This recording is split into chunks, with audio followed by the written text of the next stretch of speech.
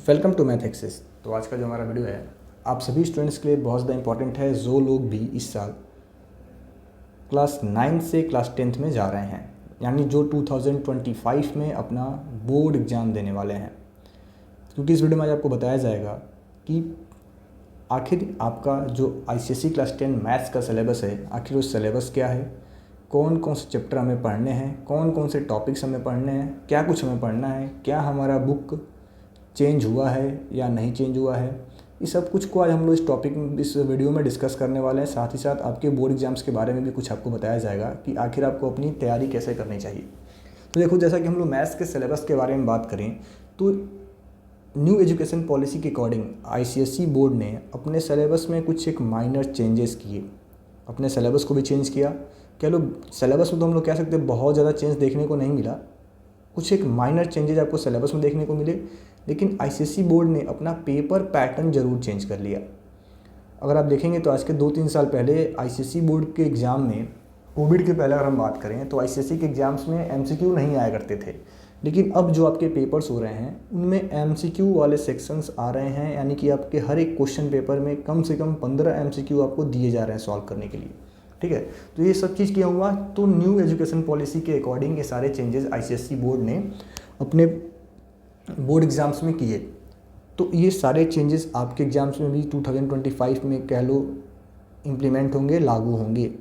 तो आपको ये तो मान के चलना है कि आपका भी जो क्वेश्चन पेपर आएगा उसमें 15 एमसीक्यू देखने को मिलेंगे सभी सब्जेक्ट्स में। ठीक है, तो इन 15 एमसीक्यू को प्रिपेयर करने के लिए कहीं ना कहीं आपकी जो पहले बुक आया करती थी वो बुक भी अब चेंज हो गई। पहले सेलिना के बुक्स में एमसीक्यू क्वेश्चन नहीं होता था मैथमेटिक्स में, ठीक है, लेकिन अब जो न्यू सेलिना की बुक आई है 2025 के बच्चों के लिए, जिस पे आपने देखा होगा लिखा है एनएपी 2020, उसके अकॉर्डिंग जो न्यू बुक आई है, आपके बुक भी चेंज हो गए हैं, जो न्यू बुक आई है उसमें एमसीक्यू को ऐड किया गया। अब आपको सभी चैप्टर्स में एमसीक्यू देखने को मिलेगा सेलिना की बुक में। कहीं ना कहीं एमएल अग्रवाल की बुक, पहले से एमएल अग्रवाल में एमसीक्यू आया करते थे बट सेलिना में एमसीक्यू नहीं था। अब सेलिना ने भी अपने बुक में को चेंज किया है और एमसीक्यू को इम्प्लीमेंट कर दिया। तो मेन चेंज जो आपको देखने को मिलेगा आपके सिलेबस में कि अब आपको एमसीक्यू के अकॉर्डिंग पढ़ाई करनी है। अब आपको ऐसी पढ़ाई करनी है कि आपका जो एमसीक्यू है उसको आप सॉल्व कर पाओ, एमसीक्यू वाले पार्ट को सॉल्व कर पाओ। ये कुछ एक चेंजेस हुआ है। बाकी हम लोग अपने मैथ्स के सिलेबस को देखते हैं कि आपको इस साल 2025 में कौन कौन से चैप्टर पढ़ने हैं, क्या कुछ पढ़ना है। अभी तक देखो ये बोर्ड का ऑफिशियल सिलेबस नहीं है इस साल के लिए, बट मेरा मानना है कि जो 2024 के बच्चों के लिए सिलेबस था वही सिलेबस आप सभी बच्चों के लिए होगा, उसमें बहुत ज़्यादा कुछ चेंज होने वाला नहीं है। तो मैं आपको एक बार थोड़ा सा ब्रीफ आइडिया दे दूँ कि कौन कौन से चैप्टर्स आप बच्चों को पढ़ना चाहिए। तो आइए अपनी वीडियो में हम लोग आगे बढ़ते हैं।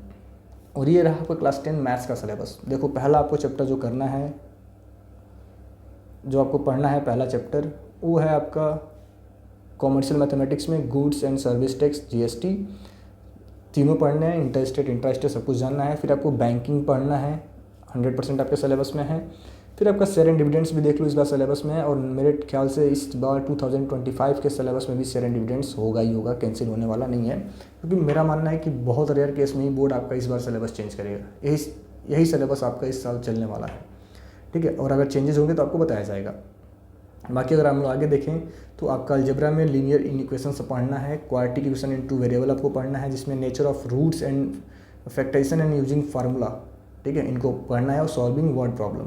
फिर रेशियो एंड प्रोपोर्शन में आपको पढ़ना है proportion, continuity proportion, mean proportion, componendo and dividendo, alternendo, ये आपका सिलेबस है। Direct simple application of proportions only, ratio आपको नहीं पढ़ना है, सिर्फ उसी प्रोपोर्शंस पढ़ना है।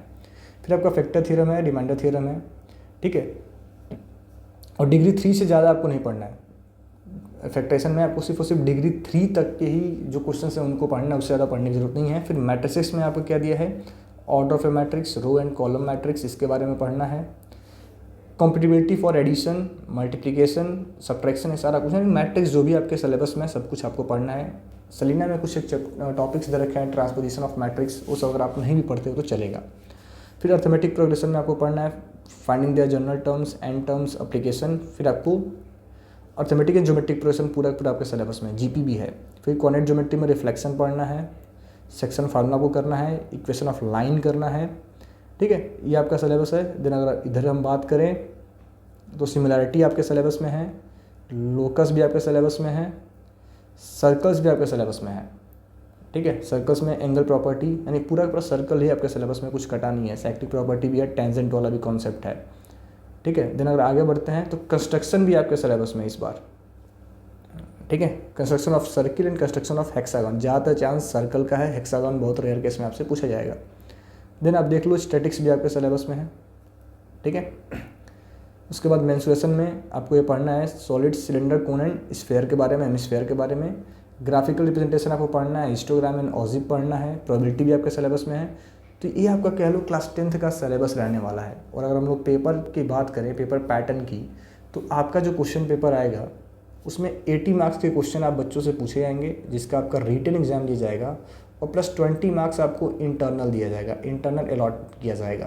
तो इन दोनों ही को कंबाइन करके जो आपका ईच सब्जेक्ट होगा वो 100 मार्क्स का क्वेश्चन पेपर आएगा, जिसमें 100% में से आपको 33% मार्क्स स्कोर करने होंगे सभी सब्जेक्ट में। कम से कम 33% मार्क्स स्कोर करने होंगे उस पर्टिकुलर सब्जेक्ट को क्वालिफाई करने के लिए, उसमें पास होने के लिए। तो ये कुछ आपके चेंजेस हैं आपके सिलेबस में इस बार 2024 एंड 25 के स्टूडेंट्स के लिए ICSE क्लास 10th का। तो आशा करते हैं वीडियो आप सभी को अच्छा लगा होगा। तो हमारे चैनल को सब्सक्राइब कर लो। साथ ही साथ हमारे इस चैनल पे आपको ICSE क्लास 9 मैथ्स के सेलिना बुक के अकॉर्डिंग सभी चैप्टर्स के सॉल्यूशन बताए जाएंगे। Thank you.